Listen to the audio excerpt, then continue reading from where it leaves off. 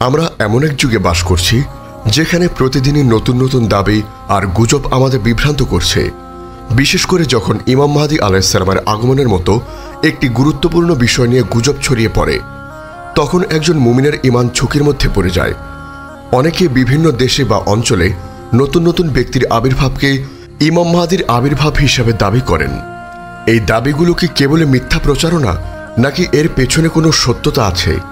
আপনি কিভাবে নিশ্চিত হবেন যে এটি একটি গুজব নাকি এটি সত্যি একটি আসল ঘটনা? যদি এই বিষয়ে আপনার সঠিক ইসলামী জ্ঞান না থাকে, তবে আপনি হয়তো ভণ্ডদের ফাঁদে পড়বেন এবং সত্যকে মিথ্যা থেকে আলাদা করতে পারবেন না। আজ আমরা ইসলামের সুমহান শিক্ষার আলোকে গভীরভাবে জানব ইমাম মাহদী মহাপ্রলয়ের গুজব নাকি আসন্ন সত্য। প্রকৃত ইমাম মাহদীকে চেনার উপায় কি, ভণ্ডদের থেকে তাকে কিভাবে আলাদা করা যায় এবং এই বিষয়ে একজন মুমিনের সঠিক দৃষ্টিভঙ্গি কি হওয়া উচিত, সে সম্পর্কে ইসলামী শরিয়া কি বলে, যাতে ফিতনার এই যুগে বিভ্রান্ত না হন এবং সঠিক পথে দৃঢ় থাকতে পারেন। প্রিয় শ্রোতা, ইমাম মাহদী আলাইহিস সালামের আগমন মুসলিম উম্মার এক গভীর বিশ্বাস। এটি কিয়ামতের এক বড় আলামত এবং রাসূল সাল্লাল্লাহু আলাইহি ওয়াসাল্লামের ভবিষ্যৎবাণী। কিন্তু এই বিশ্বাসের সুযোগ নিয়ে যুগে যুগে অসংখ্য ভণ্ড মাহদী আবির্ভূত হয়েছে, যারা মানুষকে বিভ্রান্ত করেছে। তাই এই বিষয়ে সঠিক জ্ঞান থাকা একজন মুমিনের জন্য অত্যন্ত জরুরি। আমাদের হাতে থাকা সেই জ্ঞানকে আমাদেরকে ভণ্ডদের থেকে রক্ষা করবে। কেন ইমাম মাহদী আলাইহিস সালামের বিষয়ে এত গুজব ছড়ায়? এর প্রধান কারণগুলোর মধ্যে রয়েছে সাধারণ মুসলিমদের মধ্যে জ্ঞানের অভাব, আর্থসামাজিক অস্থিরতা এবং আখিরি জামানার ফিতনা। যখন কোনো সমাজে রাজনৈতিক বা অর্থনৈতিক সংকট দেখা দেয়, তখন মানুষ এক ত্রাণকর্তার আশায় থাকে। এই সুযোগে কিছু লোক নিজেকে সেই ত্রাণকর্তা হিসেবে উপস্থাপন করে এবং মানুষকে বিভ্রান্ত করে। রাসূল সাল্লাল্লাহু আলাইহি ওয়াসাল্লাম নিজেও এসব ফিতনার বিষয়ে আমাদের সতর্ক করে গেছেন। তিনি বলেছেন, কিয়ামত সংগঠিত হবে না যতক্ষণ না ৩০ জন মিথ্যাবাদী দাজ্জালের আবির্ভাব হবে। এদের প্রত্যেকেই নিজেকে আল্লাহর রাসূল বলে দাবি করবে। সুনানে তিরমিজি, সুনানে আবু দাউদ। এই হাদিসটি প্রমাণ করে যে মিথ্যা দাবিদারদের আগমন এক সুনিশ্চিত ঘটনা এবং আমাদের এদের থেকে সতর্ক থাকতে হবে। কোরআন ও সহিহ হাদিসের আলোকে প্রকৃত ইমাম মাহদীর পরিচয়, তার বংশ, আগমনস্থল এবং তার কাজের কিছু সুস্পষ্ট আলামত বর্ণনা করা হয়েছে। এই আলামতগুলো ছাড়া অন্য কোনো দাবি সম্পূর্ণ মিথ্যে বলে বিবেচিত হবে। আপনি এই আলামতগুলো দিয়ে বিচার করার সিদ্ধান্ত নিতে পারেন। প্রকৃত ইমাম মাহদীর নাম হবে মুহাম্মদ ইবনে আবদুল্লাহ এবং তিনি হবেন রাসূল সাল্লাল্লাহু আলাইহি ওয়াসাল্লামের কন্যা ফাতেমা রাদিয়াল্লাহু আনহার বংশধর। কোনো ভণ্ড মাহদী দাবিদার যদি তার নাম, পিতার নাম বা বংশ ঠিকভাবে না মেলাতে পারে, তাহলে সেই দাবি সম্পূর্ণ মিথ্যা। হাদিসে আরও বর্ণিত আছে যে তিনি মদিনা থেকে মক্কার দিকে আসবেন এবং কাবার কাছে তাকে বায়াত দেওয়া হবে। রাসূল সাল্লাল্লাহু আলাইহি ওয়াসাল্লাম বলেছেন, যখন তোমরা দেখবে যে কাবা শরীফের কাছে বায়াত নেওয়া হচ্ছে, তখন মনে রাখবে যে তা সত্য। সুনানে তিরমিজি। এই বায়াত হবে কোনো চাওয়া ছাড়া, কোনো প্রচার ছাড়া। ইমাম মাহদী আলাইহিস সালাম নিজেই বায়াত নিতে আগ্রহী হবেন না, বরং তাকে জোর করে বায়াত করানো হবে। কোনো ব্যক্তি যদি নিজেকে মাহদী বলে দাবি করে, তাহলে তার দাবি মিথ্যা।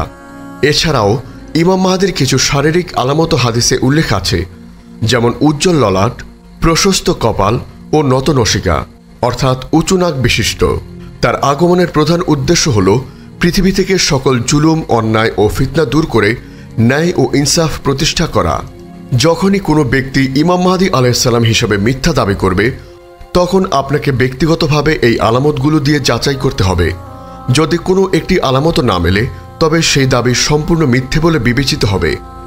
আমাদের উচিত কোনো গুজবের পেছনে না ছোটা, বরং নির্ভরযোগ্য হাদিস এবং কোরআনের জ্ঞান অর্জন করা। হাদিসের এই আলামতগুলো আমাদের জন্য সতর্ক বার্তা। এর অর্থ এই নয় যে আমরা সবকিছু ছেড়ে দিয়ে শুধু ইমাম মাহদীর আগমনের অপেক্ষা করব।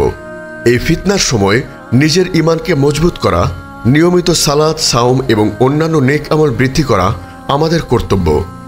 আখিরি জামানার সকল ফিতনা ও পরীক্ষায় ধৈর্য ধারণ করা এবং আল্লাহর পথে অবিচল থাকা আমাদের জন্য অত্যন্ত জরুরি। প্রিয় শ্রোতা, ইমাম মাহদী আলাইহিস সালামের আগমন এক সুনিশ্চিত সত্য, কিন্তু তার আগমনের পূর্বে ভণ্ডদের মিথ্যা দাবি এক বড় ফিতনা। তাই আমাদের উচিত সঠিক জ্ঞানের উপর ভিত্তি করে সতর্ক থাকা।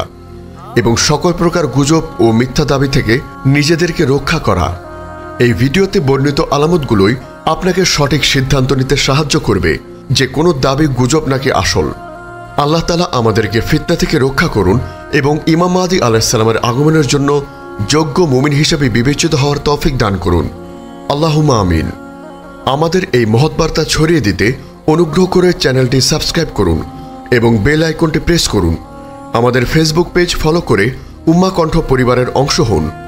ইসলামিক ব্লগ ও রিসোর্স পেতে আজই ভিজিট করুন আমাদের ওয়েবসাইট www.ummahkontho.com। আমরা এমন এক যুগে বাস করছি যেখানে প্রতিদিনই নতুন নতুন দাবি আর গুজব আমাদের বিভ্রান্ত করছে। বিশেষ করে যখন ইমাম মাহদী আলাইহিস সালামের আগমনের মতো একটি গুরুত্বপূর্ণ বিষয় নিয়ে গুজব ছড়িয়ে পড়ে, তখন একজন মুমিনের ঈমান ঝুঁকির মধ্যে পড়ে যায়।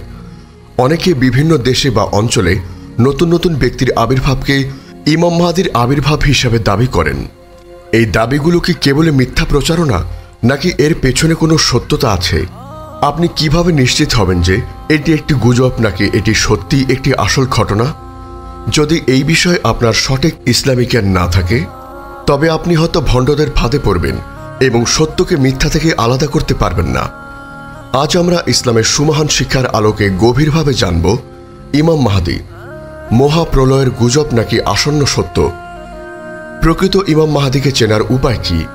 ভণ্ডদের থেকে তাকে কিভাবে আলাদা করা যায় এবং এই বিষয়ে একজন মুমিনের সঠিক দৃষ্টিভঙ্গি কি হওয়া উচিত সে সম্পর্কে ইসলামী শরিয়া কি বলে, যাতে ফিতনার এই যুগে বিভ্রান্ত না হন এবং সঠিক পথে দৃঢ় থাকতে পারেন। প্রিয় শ্রোতা, ইমাম মাহদী আলাইহিস সালামের আগমন মুসলিম উম্মার এক গভীর বিশ্বাস। এটি কিয়ামতের এক বড় আলামত এবং রাসূল সাল্লাল্লাহু আলাইহি ওয়াসাল্লামের ভবিষ্যৎবাণী।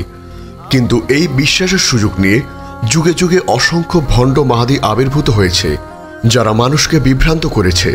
তাই এই বিষয়ে সঠিক জ্ঞান থাকা একজন মুমিনের জন্য অত্যন্ত জরুরি। আমাদের হাতে থাকা সেই জ্ঞানকে আমাদেরকে ভণ্ডদের থেকে রক্ষা করবে। কেন ইমাম মাহদী আলাইহিস সালামের বিষয়ে এত গুজব ছড়ায়?